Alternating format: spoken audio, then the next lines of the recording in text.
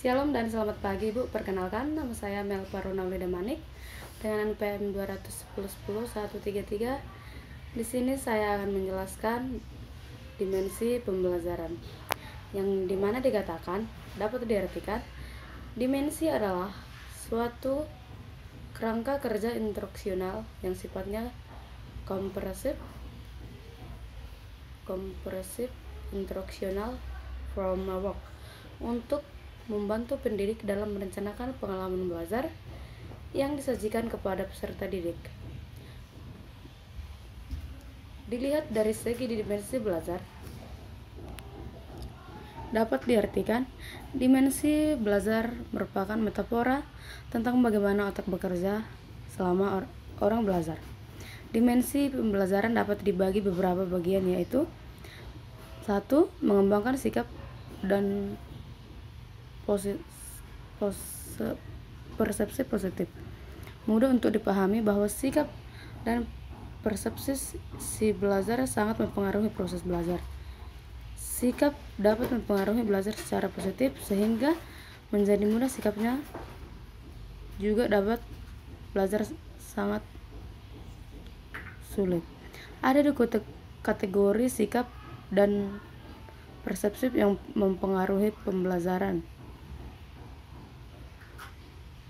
yaitu 1. Sikap dan persepsi tentang iklim atau suasana belajar. Sikap dan persepsi terhadap tugas-tugas kelas.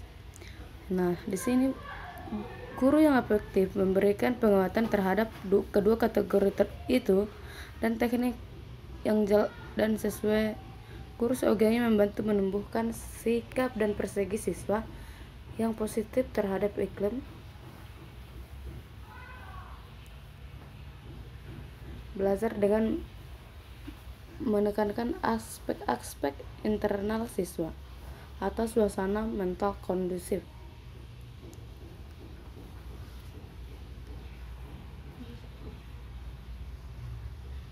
Guru dapat membantu menumbuhkan siswa dan persepsi yang positif terhadap tugas-tugas dengan cara memberikan pemahaman akan nilai kejelasan tugas dan sumber.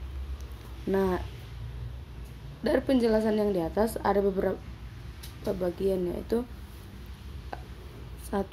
Guru dapat membantu menumbuhkan sikap dan persepsi yang positif terhadap tugas-tugas kelas dengan cara memberikan pemahaman akan nilai tugas, kejelasan tugas, dan kejelasan sumber dengan melalui, yaitu 1. Belajar pemerolehan dan perintegrasian pengetahuan. Ahli psikologi memandang belajar sebagai interaksi yang tinggi dan membangun makna secara personal dan informal yang diperoleh dengan pengetahuan yang sudah menjadi pengetahuan baru. 2. Perluasan dan penghalusan pengetahuan pada dimensi aspek-aspek belajar melibatkan pengujian apa yang diketahui agar mencapai tingkat dalam analitis, misalnya yaitu identifikasi dan artikulasi hal-hal atau benda yang mirip berbeda. 2. Pengelompokan jenis-jenis benda ke dalam kategori berdasarkan atribut dasarnya. Dan selanjutnya, pendugaan prinsip-prinsip atau generalisasi yang belum diketahui dari observasi atau pengusahaan kondisi yang belum ternyatakan dari prinsip-prinsip atau generalisasi tertentu. Dan selanjutnya, identifikasi atau artikulasi tema yang penting atau pola umum yang atau suatu informasi. Dan yang selanjutnya, identifikasi dan artikulasi perspektif personal tentang bagaimana macam isu. 3. Belajar menggunakan pengetahuan secara bermakna. Pada umumnya, belajar dengan baik jika pengetahuan yang dipelajari itu diperlukan untuk mencapai suatu tujuan.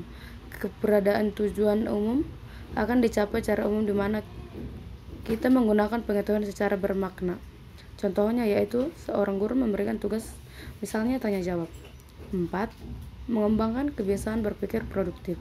Dimensi ini menumbuhkan kebiasaan mental untuk dapat berpikir secara produktif yang ditandai dengan 1. Yakni kebiasaan mengetahui yang sedang dipikirkannya. Tindakan yang terencana, mengetahui sumber-sumber yang penting, sensitif terhadap umpan balik, efektif terhadap keefektifan yang ditindaki. 2. Critical thinking and learning, yang dicirikan oleh tindakan yang cermat, jelas, terbuka, bisa mengendalikan diri, sensitif terhadap tingkat pengetahuan.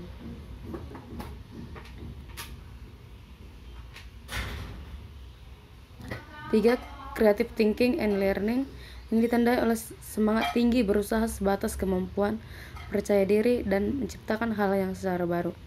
Nah, kesimpulannya, di sini cara guru membantu mengembangkan dan memelihara kebiasaan produktif adalah dilakukan dengan cara menumbuhkan sikap kebiasaan berpikir produktif dan kebiasaan. Sekian dari saya, Bu. Sekian dan terima kasih.